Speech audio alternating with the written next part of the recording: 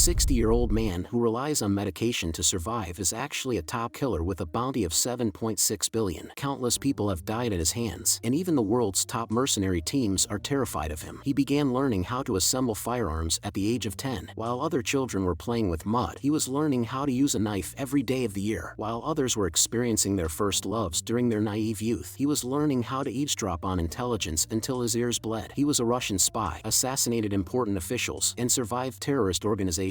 However, this man, renowned in serving South Korean conglomerates, was abandoned by a newly appointed young boss simply because he was aging and had developed cancer. Old things should be scrapped. Sometime after, Petro opened a bookstore and led a relatively peaceful life, following his doctor's advice and taking various anti-cancer drugs daily. He dedicated 50 years of his youth to the company with no regrets, his only regret being that he lived most of his life without having a single photo of himself. However, today's visit by a high school girl broke this tranquility. The girl claimed she came to buy materials for her siblings' middle school studies, but when Petro turned to search for them, she had already drawn a sharp knife, ready to attack him. Yet, with a single phrase, Petro stunned the girl. "I've done dirty work as a killer for 50 years. How could I not smell the blood on you?" Just by meeting face to face, Petro's sharp gaze made the girl realize that the one to die today would not be him, but herself. Suddenly, Petro swiftly moved in front of the girl, but his reason for doing so was not to kill her, but because two killers had appeared on the bookshelf. Apparently, their organization's assassination plan included a plan B, which involved eliminating even those who failed. As Petro tried to stand, the girl noticed he was bleeding from his torso. Petro tried escaping with the girl in the tight space. Picking up a gun and swiftly turning around, he saw that the girl had already been taken hostage by the two men. Petro wanted to save her, but his body wouldn't move the way he wanted it to. "Are you sure this is the Petro?" A tall man in a trench coat, tattooed with a blue-ringed octopus and known as the #1 jiu-jitsu master in South Korea, codename Octopus, slowly approached. "The only reason I'm here is that my boss is very uncomfortable. Thousands of people are after you because your bounty is worth 7.6 billion won. That is the same amount on my account." "It is. It's the money you've worked so hard for your entire life. So, please make sure you die by my hand." Suddenly, they started beating Petro while he was pinned to the bookshelf. Then he was thrown into the next corridor. Seemingly, Petro was knocked out. "It's a small gift from me." Petro had thrown a flashbang right in Octopus's face, which illuminated the bookstore in an instant. By the time they came to their senses, Petro had already disappeared. He escaped to a park, dragging his wounded and old body in the rain. Despite once being a formidable figure, he could not resist his cancer. He reflected on his past, dedicated 50 years to the company without ever craving riches or glory, yet he mercilessly killed those who were about to die, which left him utterly unfulfilled. Moreover, the money in his bank account was an absolute must, as it was an inheritance for his most beloved. However, he ultimately fell in the park under the rain. Meanwhile, two subordinates were discussing the legend of this man. They racked their brains, but couldn't figure out how strong he must be regarded as a god. Suddenly, a sound interrupted them. "That was my first photo ever taken. I don't know what happened, but when I woke up, this body seemed full of vitality." The man with a ponytail stepped forward. "This is not a place you can just walk into. I know where I am. Take me to where Octopus is." "So, you are in our field as well, but that means you must die." The ponytail man swung his fist, but to his surprise, the young man had blocked it completely with one hand. The next second, the ponytail man's hand was crushed with pure grip strength. Behind him, the other subordinate flew into the young man while swinging a knife. Casually, the man was stopped in midair. 5 blows was given to him in an instant. To the side, the ponytail man picked up a knife. "Where did you come from?" But the young man spoke unhurriedly. "Killers are divided into 3 ranks. Third-rate killers use knives, simple and fast. Second-rate killers are strong and skilled in punches and kicks. First-rate killers, however, can use anything in the world as a weapon." Seeing the man holding an octopus leg as a weapon, the ponytail man felt extremely humiliated and charged at him without hesitation. In moments, the knife was disarmed with a whip of the tentacle. Then, the tentacle was wrapped around the ponytail man's neck. With pure strength, the ponytail man was swung up and over towards a boiling pot of soup, crashing into it with a big splash. Both men were incapacitated in just a few moments. The man slowly picked up the photo. "This was a good shot, but it's a pity this person is already dead. Now, a new Petro has returned, young once again. Don't come looking for me. I'll find you." The first thing he did after returning to youth was to check his body in the mirror, because during the rescue of the high school girl, he had been shot in the abdomen, but now the wound on his belly had healed, and even the cancer cells devouring his life had disappeared. This young body retained the experience and skills of his 50-year career as a killer. The old Petro they were looking for might never be found, but the new Petro, now unrecognizable, could do anything he wanted with this young body. Just then, despite the no smoking sign in the restroom, 2 old Westerners were smoking away. Petro approached and simply advised, "This is a non-smoking area." The big man replied by slapping Petro's face. "Get lost. I'm in a good mood, so I'm letting you go." However, Petro Pietro chose not to retaliate. Instead, he walked to the restroom door. As everyone else left, he locked it from the inside. Even though he is now a 20-year-old young man, he still has the heart of a 60-year-old. He wanted these two to understand the consequences of disrespecting elders in Korea. The big man had no interest in listening to his nonsense, caring little for talk of respecting elders. At that moment, Pietro delivered a swift liver punch, simultaneously targeting the throat with his left hand at great speed. By the time the big man realized, his throat was already crushed. The big man fell instantly. The tan man stood frozen, raising his knife, unaware that he was facing a top killer. He tried threatening Pietro, but in response, Pietro lectured him that he was holding the knife the wrong way. The tan man charged at Pietro, but was swiftly countered, seemingly getting stabbed by the knife. Just then, the knife was now in Pietro's hand. The tan man screamed in pain, thinking he had been stabbed. "I didn't stab you. If I did, you would have died 3 times already. Who exactly are you?" Pietro stepped forward and grabbed his shoulder. "You'd better mind your own business about the matters of the underworld. If you knew who I am, you wouldn't leave here alive." Facing Pietro's chilling menace, the tan man was so frightened that he couldn't utter a word, and his pants were already soaked with urine. By then, Pietro had already changed into the big man's clothes, which surprisingly fit him well. However, at this moment, he began to worry because his phone showed that the money in his bank account had already been emptied. He told them before that that money accumulated over 50 years of his career as a killer was not to be touched. Pietro remembered his past. He too had grown up in the honor orphanage. Over 50 years, the orphanage, under the guise of caring for orphans, had transformed into the Glory Club, now a huge cartel that spread its influence in numerous political places. Although it was the company that raised him, now he had to destroy this business empire step by step. Meanwhile, Octopus was at a warehouse face to face with his target. The target was surprised he came alone. "No need to bring anyone else if it's just you. You Glory Club members are too greedy. Let's just finish this quickly, but I set up a festival just for you." Then suddenly, numerous muscular men came out of the shadows. The target knew that Octopus was not one of the disciples, so his arrogance was off-putting. "Treat our guest well." As his words fell, all of the mercenaries charged at Octopus. Just then, the target was on the ground shaking. These formidable men were easily dispatched. Octopus was wrapped around one of the men as if he had no bones, choking them out blue. His head locked at a 180-degree angle, as if their focus was never meant to be divided. Finally, Octopus charged at his target proper, with his body facing the other way. Before long, Octopus and the girl returned to the headquarters base. Octopus knew that a warrant would soon be issued, and countless people would begin searching for Pietro. He hoped the girl could find Pietro's whereabouts, but the girl, remembering how Pietro had saved her, had changed her view of him, yet she had no choice but to agree to Octopus's request. In the VIP restaurant of the branch, they were not supposed to receive external guests at this time. "Do you have a meeting with us?" "No, but I have a grudge about my card, worth about 7.6 billion. Hearing this figure, Octopus first smiled slightly, then showed a sinister expression, instructing the waiter to close the door immediately. Octopus was curious how this young man knew about Pietro, wondering if he could be Pietro's son, but in his memory, Pietro had always been alone. For now, if he didn't explain clearly, he would not be allowed to leave alive. Octopus raised 2 fingers. "You have 2 choices. 1. Tell me where Pietro is, then you can leave. 2. Get shot in the head and die here. There is a third option, but those who hear it have never survived. Option 3. I am Pietro." Hearing this, Octopus felt he was being mocked. What nonsense was this silly young man talking about? Octopus declared that if Pietro did not tell the truth, he would taste the bullet. "How are you related to Pietro? If you really want to know, come and kill me." Before the waiter could fire his weapon, something pierced through his neck at blinding speed. The waiter dropped dead, revealing a chopstick in his neck, piercing the major artery precisely. The girl was astonished by Pietro's skills. What was more surprising was that Pietro looked about her age. It would be hard to find such a skilled young man throughout South Korea. However, this move intrigued Octopus. Such skill is indeed impressive, but still, you must die. Octopus quickly drew his gun and shot at Pietro, but Pietro quickly blocked the shots with the table. This ain't a movie. A table can't stop bullets. A bright red liquid slowly flowed on the floor, leading Octopus to mistake it for blood. However, upon closely inspecting it by the table, he realized that the red liquid was just chili oil. He hadn't seen where Pietro had gone. While searching for Pietro's traces, suddenly, Pietro appeared above a pillar, his mouth bulging with something. Suddenly, Pietro spat a burst of liquid onto Octopus' face. While Octopus was blinded, Pietro attacked with a fluid combination attack, ending with a blow to the chin. He's too fast. Before Octopus could even think, Pietro was grasping at him already, and twisted his neck 180 degrees, breaking it. And Octopus fell without even having a chance to retaliate. Looking at the fallen Octopus, Pietro felt a hint of pity. Just then, Octopus's pupils dilated suddenly, flashing back to his youth. He was taught that if there was a stronger enemy in front of him, that he should attack when their guard is down. The do-or-die tactic. Suddenly, he grabbed Pietro's foot. Using his extreme flexibility, he locked his critical joints until they broke. The force tightened more and more, either leading to suffocation or death by broken bones. Do you get how I survived this long? Die. But the next second, Octopus was stunned. Standing before him was an unharmed Petro, and what he had grabbed was the body of his subordinate. It turns out he had mistaken the two due to his impaired vision. At this moment, Octopus finally realized that the man before him far surpassed the 12 disciples of the Glory Club. Octopus frantically begged for mercy, trying to make a deal with Petro. He grabbed the girl. You can take her. Whatever you ask her to do, she will obey. She's inexperienced, but she's useful. It's a deal. Octopus was thrilled and quickly moved away from Petro. The do or die tactic. Octopus stopped in his tracks after hearing this. The greatest threat in battle is showing your back to the enemy. Hearing this, he froze. It was a very familiar admonition. As a child, Octopus had a mentor who was one of the 12 disciples. The mentor had taught him the do or die tactic. Utilize the moment your enemy's guard is down. Now, he recalled the mentor's demeanor and expression, which were identical to this young man's. Petro, do you remember what I said? The people who learn who Petro is, none survive. Petro charged at Octopus and used his own technique against him, twisting and turning his body beyond his own limits. Octopus was mangled in the air as Petro landed. Not long after, atop a building, a man was reporting, "Octopus is dead. All surveillance footage there has been erased, and no trace was left at the scene. Things are getting interesting. Notify all members of the Glory Club. I'm offering 7.6 billion as a reward, and will commence a full-scale pursuit of Petro in 1 hour." As a top killer, Petro perfectly disposed of several bodies and then walked onto the street. People looked up as every high-rise building displayed wanted posters for Petro, and even the flyers distributed by staff were filled with his pictures. What seemed like a harmless advertisement was actually the Glory Club's worldwide manhunt order. Yet, Petro was unflustered facing this, as he was on a mission of revenge with a completely new appearance. Although he was alone at the moment, many tasks required assistance, so he thought of someone, despite that person's pet and some behaviors making him uncomfortable. Petro decided to seek the person out. Petro then went to a public restroom crowded with homeless people. However, there was a hidden compartment there. He barely found and pressed the button by moonlight, opening a door that led to an underground passage. Below was a room of dazzling splendor, a stark contrast to the simplicity above. Suddenly, his throat was pressed by a spike wielded by a woman with a German shepherd by her side. The woman was blind, though her eyes couldn't see. Her nose was exceptionally sensitive. She could clearly smell that this was a young man, without the scent of alcohol, and not a local homeless person. Most importantly, she could sense a strong bloodlust emanating from him. Petro didn't want to fight her, just wanted her to calm down. The woman mistook him for an assassin from the Glory Club. She swung her cane around, but Petro managed to dodge every attack. But still, Petro was backed into a wall. Just then, the woman threw her cane at him, followed by a flying knee. But unexpectedly, the woman was now being thrown into the floor. But at that moment, the bloodlust on Petro disappeared. Just then, the German shepherd, named Alexander Miking, suddenly charged, but the next moment shocked the woman. The dog, typically wary of strangers, was playfully frolicking with this young man she had never seen before. After a few rounds of drinks, the woman, named Jylan, was still in shock, continually rubbing Petro's face. She couldn't believe that the man who was 60 years old and had an old man's smell had transformed into a young man. Even his skin was better than hers. "How did you die? I want to try it too, so I can die and come back to life and become youthful." It turned out that this woman was an old acquaintance of Petro. "So, you want to fight Glory? How?" "I'm going into the eye of the storm." They had already issued a warrant for him, and he needed to grasp the group's information as soon as possible. To achieve that, he must become a killer for the Glory Club. Initially, the woman thought this was absurd, but then she had a flash of inspiration. She realized that no one would recognize the younger Petro, so it seemed feasible for Petro to enter the organization with his current appearance. If he succeeds, the Glory Club would be planning Petro's assassination while being at the palm of his hands. But the most important condition was that all killers of the Glory Club must come from the Honor Orphanage. Even though old Petro had come from there, his younger self is an outsider, unable to join the Glory's killer team. However, Petro simply smiled and said there was another way, which was to enter the Sacred Divine Honor High School. This was a private school established by the Glory Foundation, ostensibly a regular school, but actually an organization that trained killers, even establishing a killer class. He needed to enter this school, be recognized in the killer class, and then successfully infiltrate the group. But on Petro's first day at school, he was immediately surrounded by female classmates. Not long after, at the stage of the school gym, he spoke into the mic and introduced himself as Kim Sungu in front of all the teachers and students. "I am a killer." This announcement shocked everyone. He did this to draw the attention of the school's senior leadership. However, the first people he attracted were not the senior leaders but the school bully. The reason was that Petro attracted many female students, which included Yejin, who had been Jang Yizil's girlfriend for 22 days. Jang Yizil said he was truly in love with Yejin, but Petro's sudden appearance disrupted everything. Jang Yizil decided to get his revenge, swinging his massive fist. But in that moment, Petro dodged and counterattacked. For the first time, Jang Yizil sensed death. However, Petro stopped inches away from his face face, only flicking his forehead sharply, sending Jang Yizil to his knees. Just then, a teacher came running over, pinching Pietro's cheek. "You little rascal, daring to fight and cause trouble under my watch. Come with me, you're cleaning today." As they left, the girl who had bought books at the bookstore happened to be at this school too. She was shocked, wondering, how could this person be here? Then, at lunchtime, Pietro found the girl and sat next to her for lunch. She claimed had no appetite and just wanted to eat quietly. However, looking at the mountain of food in front of her, he thought, is this what she calls a lack of appetite? Although she was reluctant to talk to Pietro, at least she let him be. It turns out, after dealing with Octopus, Pietro had not chosen to kill her but had given her a chance to live, on the condition that she tell the organization that it was all done by the old man in the picture. She didn't understand why he was still looking for her since she had kept her promise. "I didn't come here specifically for you. It's just a coincidence, but it's also fortunate. You can help me, since we're on the same boat. I'll be counting on you, Yunmil." "No, Lee Yuna." Hearing this, Lee Yuna was stunned. How did he know my real name? By the time she came to her senses, Pietro had already left. Next, Pietro's performance at school was outstanding. He easily outran the fastest in Divine Honor High School. During the vision test, his vision was an astonishing 6.0. In cooking class, the teacher advised him to be careful not to cut himself. But for him, who had started learning how to use knives at the age of 10, carving an apple was a piece of cake. Meanwhile, the teacher was loudly scolding 3 troublemakers for not cleaning properly and smoking instead. They completely disregarded the teacher's authority, pushed him to the ground, advising the teacher not to meddle if he didn't want his teaching license revoked. Just then, Pietro came out to take out the trash and saw what was happening. Without hesitation, he stepped forward. "Did you hit the teacher?" One of them, showing utter disregard for kinship, spat a thick glob of spit on Pietro and threatened him to leave if he didn't want to get beaten up. Seeing that Pietro was unfazed, the troublemaker swung at him. Pietro expertly dodged all of the punch, then easily swept the leg of the troublemaker. Behind him, a student with a brick was charging at him, but the next second, the brick was shattered to dust with a strike. After a brief exchange, all 3 were thoroughly subdued, kneeling and begging for mercy before running off, even leaving their phone on the ground. However, the teacher suddenly kicked at Pietro, who easily blocked it. At that moment, the teacher showed a satisfied smile. The teacher noticed that even during the scuffle, Pietro's coffee didn't spill from the paper cup, which confirmed to him that Pietro was a transfer student with great potential. Therefore, he asked Pietro why he learned those moves. Pietro confessed he wanted to seek revenge for he lost everything, that he was the same as dead. Kim Sungu, do you have any thoughts of joining the volunteering club? It turned out he was a killer instructor for the Glory Club, secretly observing Pietro's performance, whether in gym class, during the vision test, in cooking class, or even during the recent scuffle. The teacher lead him through the hallways. There is a killer development class hidden within this school, specifically designed to train future killers. We call it the volunteering club. Under the alias Kim Sungu, Pietro infiltrated the enemy's ranks. He's a new volunteer who'll be working with us from today onwards. Lee Yuna was shocked that Pietro had suddenly appeared here too. "I am Kim Sungu. Thanks for the warm welcome." But Pietro thought that the people here did not look like killers, except for the 2 in front of him. One was Dako Hyung, known for his speed, and the other was Dako Jae, known for his strength. Both were graduates of the 58th generation from the Honor Orphanage and believed that those not from the orphanage had no right to be in this class. Even the killer instructor could do nothing but say, "Then let's have a proper welcome ceremony." Everyone in the class was eager to welcome Pietro, but the Dako brothers were the ones that stepped up. Lee Yuna immediately stepped in to mediate, hoping everyone could get along peacefully, but Dako Jae pushed her aside, telling her to mind her own business. Lee Yuna knew how formidable Pietro was. It seemed like she was saving Pietro, but it was the brothers who needed saving. Then, Dako Hyung and Dako Jae immediately attacked Pietro. Facing their onslaught, Pietro handled it with ease. The 2 claimed that this place was not for neighborhood hooligans, but was intended to train top killers in the world, like him. And him referred to the very first disciple, Pietro. The 3 of them instantly put some distance between each other, and Pietro taunted the 2 brothers to come at him together. Dako Hyung and Dako Jae were instantly furious, and charged at Pietro intensely, but the fight concluded with the brothers exhausted and sweaty, but they had a proud smile on their face. Their classmates were praising them for their victory. Meanwhile, Pietro has left and was walking the halls alone when a voice stopped him. It was Lee Yuna. "Are you looking down on the volunteer club?" Pietro was speechless, wondering what she was talking about. Lee Yuna had been observing all along and noticed something during the fight with Dako Hyung and Dako Jae. "You never put any strength into your punches, and unlike them, you didn't even break a sweat." Lee Yuna pinned Pietro to the wall. "What is your reason for being here? What are you scheming?" But to this, Pietro stayed silent. Then he awkwardly slid downwards to escape her grasp. "Sorry, but it's time for lunch." It's midnight. The next day, the killer instructor received an urgent mission. The chairman of Deha Group, Choi Eun-chang, who is one of the biggest sponsors of the Glory Club, had commissioned them. Recently, there had been several cases of teenage kidnappings, one of which was the chairman's only son. The task was to rescue his son and eliminate all those involved in the incident. Why not handle it through the police? The reason for the chairman's request request was because he wanted revenge. Moreover, to the group that is successful will be sure to receive a volunteer certificate through the chairman's recommendations. In other words, they will officially become killers. Raise your hand if you want to do this. Hearing this, Petro immediately raised his hand, along with Lee Yuna. Dako Hyung and Dako Jae also confidently presented themselves. The next day, the teacher assigned them to investigate at the amusement park because this is where he was last seen. The primary mission was to secure the son and take down the kidnapper. However, before investigating the target's whereabouts, they went to enjoy the amusement park first. The brothers rode the merry-go-round, then later raced with the bumper cars. Petro and Lee Yuna were no exception. They were at a shooting gallery with a very mischievous owner. He had weighed down the targets while the clueless Lee Yuna was inspecting her fake gun. But the next second, they claimed all the big prizes effortlessly. This was the first time the Dako brothers had encountered so many fun things, and they had already forgotten their previous displeasures. Only Petro knew this might be their first time at an amusement park. After all, having gone through various devil-like training since childhood, their childhoods were probably like his, not knowing what fun was, only endless drills. At this moment, the smiles on their faces were genuinely joyful. Just as they were enjoying the afternoon, Lee Yuna's phone suddenly received a signal from Choi Yeonjeol's AirPods, Chairman Choi's only son. Surprisingly, this signal was coming from the women's restroom. Lee Yuna followed the signal and went inside. Although nothing unusual had occurred yet, the signal definitely originated from the woman. "Where did you get those AirPods?" Her facial expression had frightened the woman, which alarmed a burly man outside. He started to threaten Lee Yuna for what she did, then started pushing her around. Then, he swung his hand at her, but suddenly, Lee Yuna flipped herself up on top of the man and wrapped herself around him from behind and almost stabbed the man with a lollipop stick. She subconsciously did all of this in self-defense. The next moment, she was back on the ground. "Now tell me, where did you get those?" On the other side, the trio had not seen Lee Yuna for a while. Just as Petro was about to contact her on his phone, Lee Yuna came running up, panting, and claimed she had found Choi Yeonjeol's earphones, which had apparently been lost in the haunted house. Hearing this, Petro had already suspected it, as he noticed that within the entire amusement park, only the haunted house had almost no foot traffic. But the problem was, the software showed that tickets for the haunted house were fully booked. "It's the haunted house," Petro and Lee Yuna claimed in unison. They immediately opened the door to the haunted house. Dako Hyung and Dako Jae were also full of vigor, wanting to search for clues inside. However, once inside, both were so scared that their legs turned to jelly. Only Petro kept his eyes fixed ahead. He knew something was very eerie here. The haunted house, which should have been packed with people, was eerily quiet, even lacking staff. Petro immediately warned them to be ready for a fight. Just then, thick smoke began to rise from the floor. Soon after, everyone collapsed to the ground. As it turned out, the smoke was all hypnotic. However, from the very beginning, part of the plan was getting themselves kidnapped as well. Not far away, a figure approached step by step. Meanwhile, the killer instructor frantically found the liaison, asking him to urgently contact those kids. However, no matter how much he dialed, no one answered. According to the killer instructor, the person behind the teenage kidnappings was actually the killer Park Sango. He was once a disciple candidate but was expelled by the headquarters because the Glory Club couldn't fully control him. The liaison smiled and said the students had mastered various skills and should be fine. But the killer instructor was sweating profusely, unconsciously touching his prosthetic leg. "Park Sango is a cruel person." The killer instructor presented his leg, claiming that Park Sango was the reason for his condition. If he catches them, he'll cut their legs off. Meanwhile, at the warehouse where Park Sango stored his victims, Petro and Lee Yuna were tied to a post unconscious. "Did you know? I put you to sleep with chloroform. When normal people faint from it, they sleep with their mouths open." Lee Yuna, however, had her mouth closed. She knew she had been found out to be awake now. But in that moment, Park Sango charged at her with malicious intent. But just then, Lee Yuna's phone caught his attention. He picked up the phone and answered it. "I know it's you, Park Sango. If you dare touch a hair on those kids, I'll kill you at all costs, even if it risks my life. It's been a long time, Senior Gwangyu. Don't start with such scary talk. Are you worried I'll cripple these children just like you? How about we make a bet? I'll send you a location, and when you arrive, guess how many legs are still intact. If you're right, I'll return Choi Yunchang's son to you. If you guess wrong, I'll take whatever is left." At this moment, the killer instructor trembled. Park Sango turned his head towards another room. The Doggo brothers were yelling around trying to find Lee Yuna and Petro. "It's best you hurry, Senior." Then Park Sango ended the call and left the room. After Park Sango left, Lee Yuna quietly opened her eyes. She didn't know what to do next. Her hands were firmly tied, so she instead used her feet. She tried to wake up Petro, only to find that Petro was already awake. Lee Yuna quickly pulled her feet back in embarrassment. She then tried to break free, while Petro watched this unimpressed. He then revealed that he had already broken free a long time ago. Petro freed Lee Yuna, and the two of them started to move into the next room. On the other side, Dako Hyung and Dako Jae had already woken up. "If you don't want to die, hand over Chairman Choi's son." Park Sango smiled slightly. "How about a bet?" Meanwhile, the killer instructor was already on his way. "If you win, I'll release Choi Yunchang's son. If you lose, then each of you leaves one leg. Dako Hyung and Dako Jae immediately became interested, as it seemed this guy was not just an ordinary office worker. Suddenly, Park Sang-do threw one of the knives over. Bets are more fun when the conditions are fair. Dako Hyung didn't hesitate, picking up the blade and charging forward. You'll regret this. I'm an expert with knives. The two furiously clashed blades, but Park Sang-do seemed a lot calmer. Dako Hyung analyzed his opponent's moves and concluded he was better, and he'll win in a prolonged fight. But then he realized something strange as he was cut. Their blades clashed one more time, then Dako Hyung retreated backward. This knife has no edge. Hearing his words, Park Sang-do menacingly grinned. Just then, Petro and Yuna followed the noise and arrived. Dako Hyung gestured for them not to interfere, because they were very angry, wanting to show the man what the true strength of the Dako brothers was. From a young age, they underwent various devil-like trainings. In the group's final selection test, they were dropped into a forest without any resources, home to thousands of wild animals. Their task was to survive in this forest, but their only weapon was a handgun with just one bullet. In their desperation to survive, the children would use that bullet at the most critical moment, and some used it to end their own lives. However, Dako Hyung and Dako Jae became brothers in life and death during that test. In that harsh environment, they managed to save their bullets until the very end, and those two bullets was what decided their fate. A month later, only Dako Hyung and Dako Jae survived from the 58th batch. They were shocked to hear an astonishing piece of news. The disciple, Petro, had also faced this challenge at their age. In 58 years, Petro was the only one to survive without using his bullet. From that moment, Dako Hyung and Dako Jae spent years striving to become the best like Petro. The brothers charged in with determination. Dako Jae went low and tackled Park Sang-do, while Dako Hyung flipped up, slashing toward Park Sang-do. Seriously, instead of your leg, maybe I should cut off your arm. Park Sang-do firmly grasped at Dako Hyung's wrist, but the brothers had a plan. Dako Hyung dropped the dull blade onto Dako Jae's hand. He then thrusted forward with the knife, but to Dako Jae's surprise, the blade shattered into pieces. Park Sang-do had broken the knife. It turns out, the blade in Park Sang-do's hand was 3 times heavier than ordinary knives and much harder. This thing is the weapon of a murderer. Park Sang-do came into attack, and surprisingly, Dako Hyung and Dako Jae were easily defeated. Yuna wanted to step forward to help, but was stopped by Petro. At this moment, Park Sang-do revealed a chilling smile, raising his blade, about to sever Dako Hyung's leg. Just then, Petro's voice interrupted Park Sang-do. Shall we make a bet? Double the stakes. 2 legs and 2 arms. Take my head too if you like. Hearing this, Park Sang-do tossed a knife to Petro, clearly delighted, smiling innocently. However, Petro picked up a colorful tray nearby. This will be enough to deal with you. Park Sang-do, possessing tremendous strength, couldn't help but laugh upon hearing Petro's words. Don't expect me to go easy just because you're young. Park Sang-do heavily slashed down, but Petro managed to avoid it. Park Sang-do then relentlessly pursued while Petro used the tray as a shield to block the attacks. But Park Sang-do charged up another heavy attack. Meanwhile, the killer instructor was panicking as he was driving to the location. The killer instructor had once gathered a team to besiege the rebelling Park Sang-do, composed of 5 veteran B-rank killers. However, during their fight against Park Sang-do, the killer instructor was dumbfounded. Park Sang-do dealt with them easily, his movements surpassing human limits. Even before he could react, Park Sang-do had severed his leg, which ended his career as a killer. Park Sang-do's final slash was incredibly precise, cutting the tray in Petro's hands in 2. Park Sang-do revealed a smug smile, clearly very pleased with his swordsmanship. Yuna, seeing this, couldn't help but draw a blade, ready to support Petro at any moment. However, Petro remained unusually calm. He touched the tray's pattern, applying a great amount of grip strength, and the tray crinkled like paper. Petro assumed a fighting stance. Thanks to you, I now have a weapon. Park Sang-do scratched his head, clearly understanding that this was no ordinary student, because in the moment his strike landed, Park Sang-do thought he had cut Petro, but Petro expertly dodged the attack while blocking at the same time. Park Sang-do no longer underestimated Petro, took off his coat, and got serious. Throwing his coat as a distraction, Park Sang-do charged forward again to the unfazed Petro, unleashing a fierce combo. Park Sang-do was confident that he cut something, but then he realized Petro was gone. Petro suddenly appeared behind him, slashing his neck. Petro managed to land a hit on Park Sang-do, which made him back off immediately. The feeling of death was looming over Park Sang-do, but fortunately for him, he managed to block the attack with his hand. Are you really a student? Petro posed with focus in his eyes. Just then, Petro suddenly exploded into action, and the two engaged in intense combat. As the fight intensified, Park Sang-do gradually couldn't keep up with Petro's speed. His steps began to falter, and he even sensed a non-human murderous intent in Petro's gaze. Yuna could only watch silently. She knew she couldn't intervene, because at that moment she saw multiple images of Petro. However, just as Petro was about to deliver a fatal blow to Park Sang-do made a subtle cut on Petro's face. Suddenly, Park Sang-do pulled out a finer knife. It turned out that hidden inside his curved knife was an even smaller and sharper blade. The weight of the curved knife made its power even greater. However, the cost was a reduction in the user's speed, and what Park Sango needed now was extreme speed. The two clashed in blinding speeds. Yuna even noticed that Park Sango was using the stabbing knife for slicing as well. Just as Park Sango was about to stab Petro, his hand stopped in front of Petro's neck. Park Sango found that his hand suddenly lost strength, even unable to grip the knife firmly. Looking at the falling weapon, he was completely dumbfounded. It seems your hand can no longer exert force. It was only then that Park Sango realized, but it was already too late, because from the beginning, Petro's target was never his neck. Petro's real target had always been Park Sango's hand. What did you do? The flexor, extensor, and abductor muscles, the median, radial, and the ulnar nerves. I've cut them all. Petro explained that he had never intended to kill Park Sango. At this point, Park Sango trembled, not just from pain, but also from his tragic childhood. He had suffered brutal humiliation, hung from trees, tormented by bullies, and even chased by ferocious dogs. One day, while being put against two dogs, the bully asked, "Want to make a bet?" When Park Sango heard this, it was as if a switch was flipped inside him, deeply stirring his spirit, and his body involuntarily moved. But Park Sango didn't go after the two vicious dogs. Instead, he charged at the abuser. He gambled his life, and from then on, betting became an addictive behavior for him. Like being injected with serotonin and adrenaline invisibly, gambling became his nourishment. Every time he bet his life, he felt an endless sense of power. It was precisely because of such thrilling stakes that he won both major and minor victories in every battle. This time, he felt he was facing a colossal being with a terrifying aura, as if a slight misstep would lead to being swallowed by Petro. Meanwhile, Petro slowly manipulated the tray, gradually wrapping his entire fist with it. Let me show you how an egg can break a stone. With just one punch, Park Sango's face crumpled like a tin can. Just as Petro charged again, Park Sango suddenly pulled out a hand grenade, threatening, "Kneel down now, or I'll blow us up with the grenade." And inside one of those suitcases is the chairman's son, the one you're looking for. Yuna was immediately shocked. If the bomb explodes, not only Chairman Choi's son, but even we might not escape unscathed. Petro pondered for a moment. If you don't want to die, then kneel. In that moment, Petro rushed forward before Park Sango could react and stuffed the grenade in his mouth. Then, Petro pulled the pin of the grenade. You should know the power of a grenade. If you don't want to die, keep it tight in your mouth. Petro was completely enraged and decided to teach this scumbag a lesson. Petro gave a strong strike to the kidney, then another to the back of his head. And as Park Sango was falling, Petro slammed him down with a final punch. Park Sango was battered beyond recognition, and the grenade in his mouth made him dare not relax even a bit. Just as Petro reinserted the pin, Park Sango finally felt relief. "Get up, I'm not done yet." Park Sango slowly stood up, begging pitifully, "Let's just call it a draw." Yuna and Petro were dumbfounded at his actions as he continued to beg. Just then, the killer instructor burst through the door, shouting, "Park Sango, let those kids go." But the scene in front of him was quite shocking. The once ruthless and tough Park Sango was now crying on the ground. To the side, Petro and Yuna presented Dako Hyung and Dako Jae, who were barely conscious. Before long, the group sent people to clean up the scene. Chairman Choi's son was rescued as scheduled, unharmed, and Park Sango was also packaged and taken away, sent to wait for disposition by the Glory Club. However, the killer instructor was deeply troubled. Although the nightmare that ended his career was now over, it was incredible that these few kids could drive Park Sango to a dead end. However, Petro, under the alias Kim Sungu, repeatedly denied his true strength, and the killer instructor couldn't say much more. The next day, as scheduled, they received the volunteer certificates from the Glory Club. However, on the elevator to Chairman Choi's office building, Dako Hyung was complaining that they should have gotten an A rank rather than a D rank. But then, when the elevator doors opened, they were all stunned. Two burly female staff members stood in front of them. Dako Hyung frantically pressed the elevator's close button, fearing that if the door closed a second late, they would die there. But when he saw a curvy, pretty female secretary behind him, he started frantically pressing the open door button, his eyes never leaving her. "Come with me, I've been waiting for you for a long time. Chairman Choi instructed us to treat you well." They then enjoyed an extremely lavish dinner, and were even fashioned with a set of tailor-made suits. Afterwards, the secretary took them to Dea Group's military arsenal. There were thousands of weapons there, of every kind imaginable. The arsenal was enough to equip an entire military team, and Chairman Choi instructed them to pick whatever they wanted, as much as they wanted. Dako Hyung and Dako Jae had never seen such a scene before, their eyes nearly glowing green. However, they pretended to be nonchalant. "We'll just take a little bit. We'll have them delivered for you." Yuna was more interested in knives. Here, there were not only Damascus blades, but also S30V specialty steel knives. When she wanted to pick one up, she suddenly remembered how little she had contributed against Park Sango, and suddenly felt embarrassed to take their things. As for Petro, he was uninterested in those weapons, just taking a simple pen as he has already used everything in this arsenal. "This is all I need." The secretary took notice of this. "Now, I will take you to the chairman's office." "Of course, we shall go there then." The only one going to the chairman's office is Kim Sungu. Soon after, Petro was taken to Chairman Choi's office, and the